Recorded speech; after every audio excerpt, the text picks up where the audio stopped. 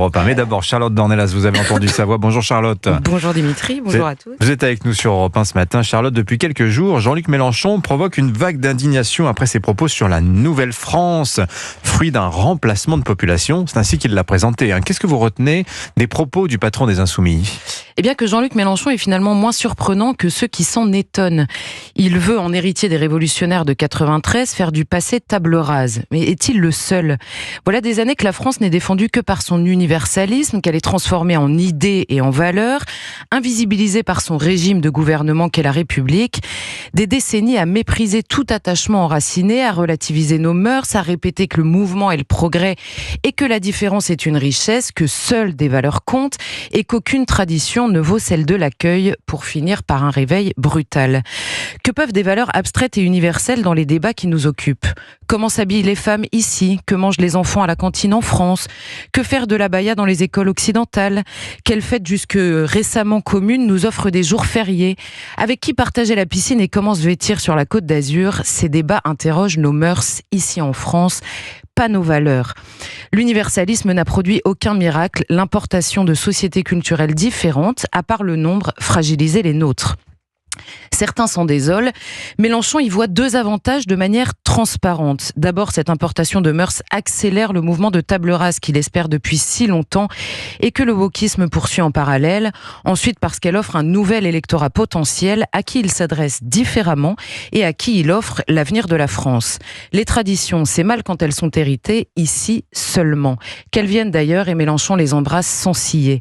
Mais c'est tout s'il y voit un mouvement électoraliste, personne n'a l'air de prendre le mot au sérieux. C'est-à-dire, qu'est-ce qu'il faut comprendre dans cette accusation d'électoralisme ? Pour qu'un mouvement soit électoraliste, il faut qu'existe l'électorat. Or, Jean-Luc Mélenchon explique clairement que la France et ses traditions héritées doivent disparaître au profit d'une nouvelle génération dont un jeune sur 4 a un grand-parent étranger. S'il peut le dire et s'adresser exclusivement à eux, c'est que cette réalité existe, que cette population est désormais en France et qu'elle est même largement française. En raison des politiques d'immigration menées pendant des années par ceux qui refusent naïvement les conséquences culturelles de celle-ci et qui s'indignent que Jean-Luc Mélenchon s'en saisisse. On peut difficilement s'étonner qu'une immigration extra-européenne conséquente, alimentée par une immigration familiale organisée, aboutisse à autre chose qu'à l'installation d'une culture extra-européenne en France. Encore plus quand la culture du pays d'accueil a fait l'objet d'une culpabilisation déterminée et que le débat a été verrouillé pendant des années par une accusation systématique de tous ceux qui expliquaient simplement que les hommes et les cultures ne sont pas interchangeables et que le nombre comptait forcément.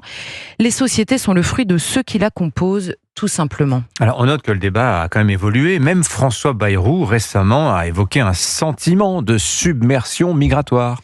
Et les réactions ont prouvé que l'absence de transparence sur l'ampleur de l'immigration était absolument consciente. Le mot submersion dans la bouche d'un homme qui s'en inquiétait a provoqué des jours de polémiques et de débats sémantiques. Le mot grand remplacement dans la bouche d'un homme qui s'en félicite, Jean-Luc Mélenchon en l'occurrence, n'a pas occupé le 10e des journalistes et politiques plus de 3 minutes. Mais qu'on s'en réjouisse ou qu'on le déplore, la réalité décrite était pourtant la même. Et dans les faits, ces mots ne changent rien. Les chiffres de l'immigration sont tombés avant-hier et la courbe se poursuit dans les mêmes proportions.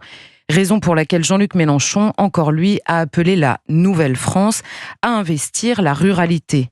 Stupeur jusque dans les rangs de ceux qui défendent pourtant le plan de répartition des migrants dans les petits villages de France. Bien vu, signature Europe 1, Charlotte Dornelas. Merci beaucoup Charlotte. Il est 8h37 sur Europe 1, je vous l'annonçais, le zapping politique Dimitri Vernet.